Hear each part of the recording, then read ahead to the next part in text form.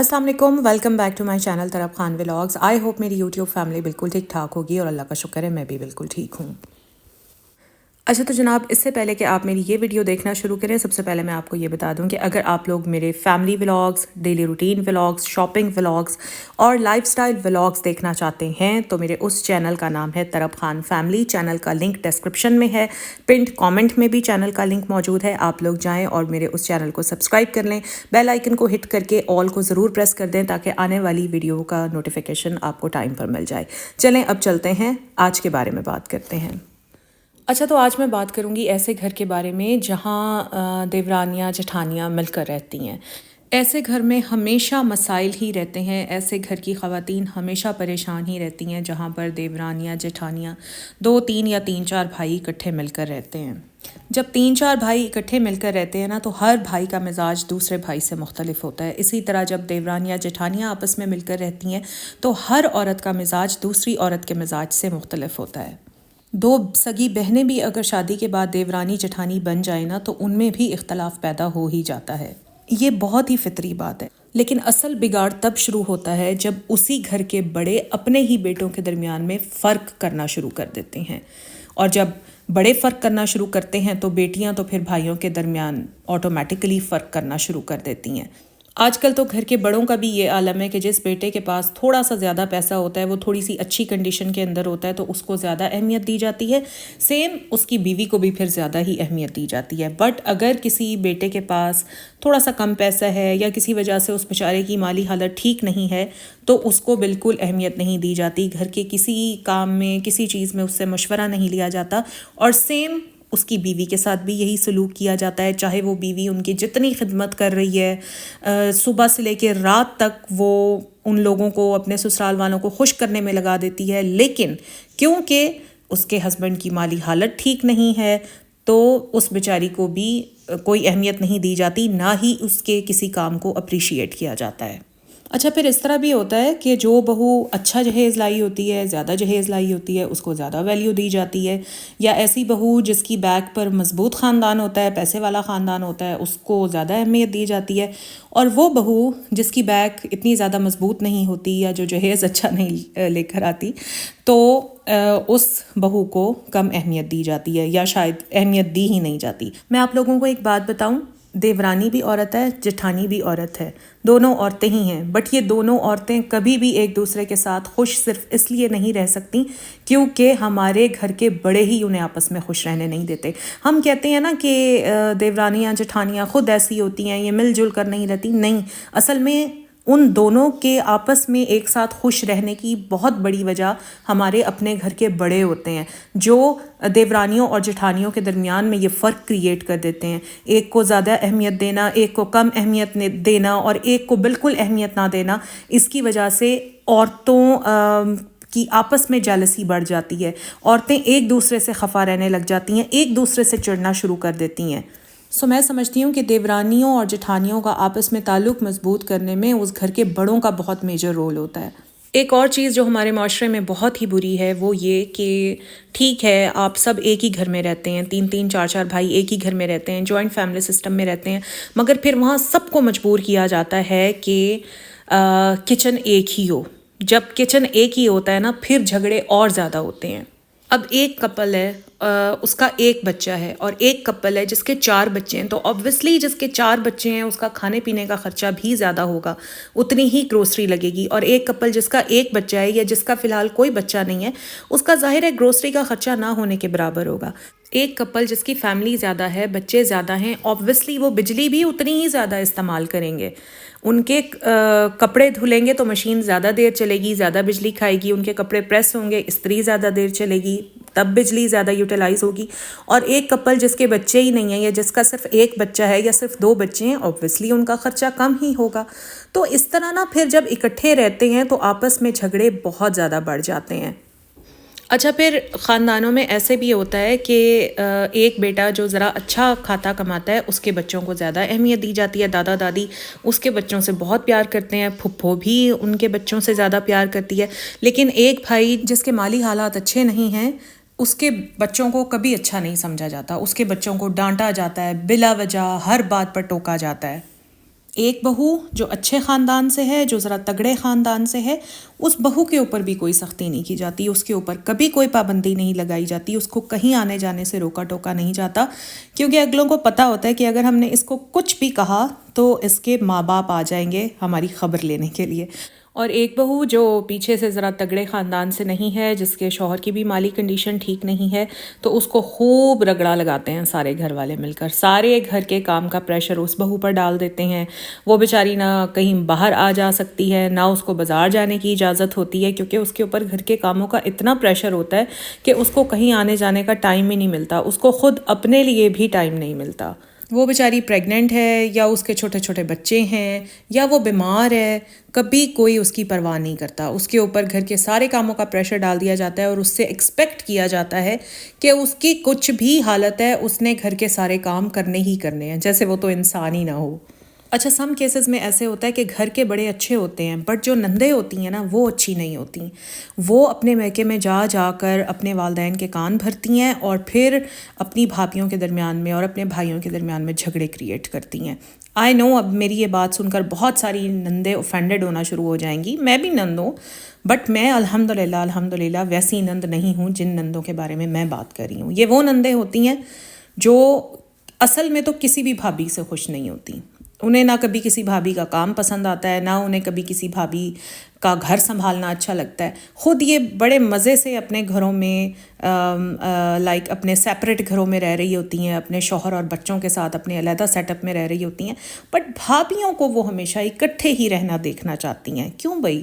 بھابیاں انسان نہیں ہوتی ہیں، اب بھابھی عورت نہیں ہوتی، اس کا دل نہیں کرتا، اور بہت فطری بات ہے، جب بھی کسی لڑکی کی شادی ہوتی ہے نا، وہ ہمیشہ یہ چاہتی ہے کہ جب وہ بیاہ کر دوسرے گھر جائے تو اس کا الگ سیٹ اپ ہو، وہ اپنے شوہر اور بچوں کے ساتھ رہے۔ تو یہ بہت ہی فطری بات ہے جو ایک عورت کے اندر، ایک لڑکی کے اندر نا ان بلٹ ہے۔ تو مجھے ان نندوں کی سمجھ میں نہیں آتی جو جنہوں نے اپنے لیے الگ اصول بنا رکھے ہیں اور اپنی بھابھیوں کے لیے الگ اصول بنا رکھے ہیں۔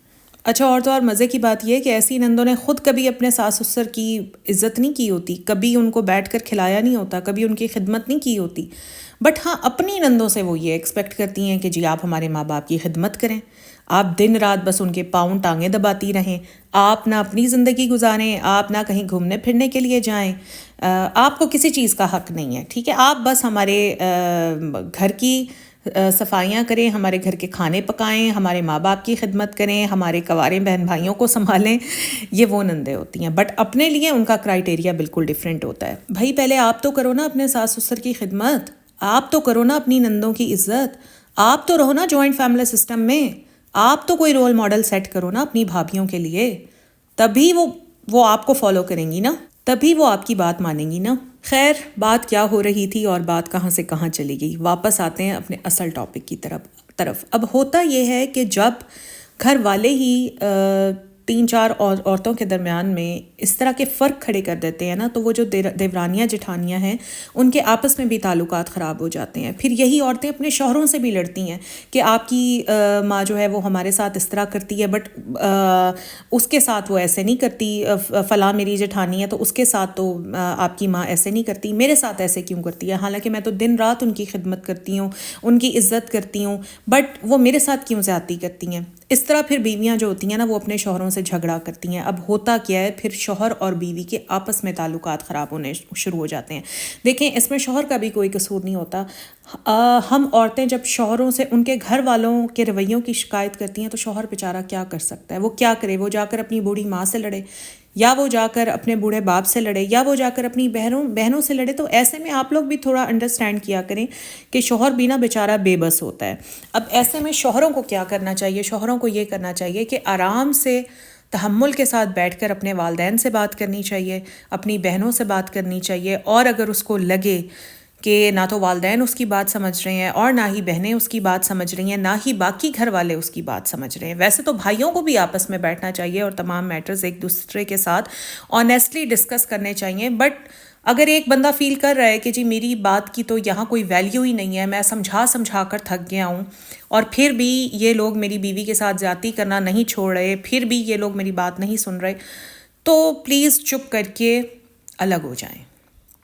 اگر آپ کے پاس الگ ہونے کے پیسے نہیں ہیں، اگر آپ رینٹ پر گھر افورڈ نہیں کر سکتے ہیں تو پھر اسی گھر میں نا اپنا کچن علیحدہ کر لیں.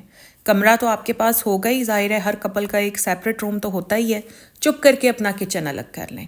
اور اگر کچن الگ کرنے کے بھی پیسے نہیں ہیں یا گھر میں جگہ نہیں ہے تو پھر چپ کر کے خاموشی کے ساتھ اسی گھر میں رہیں.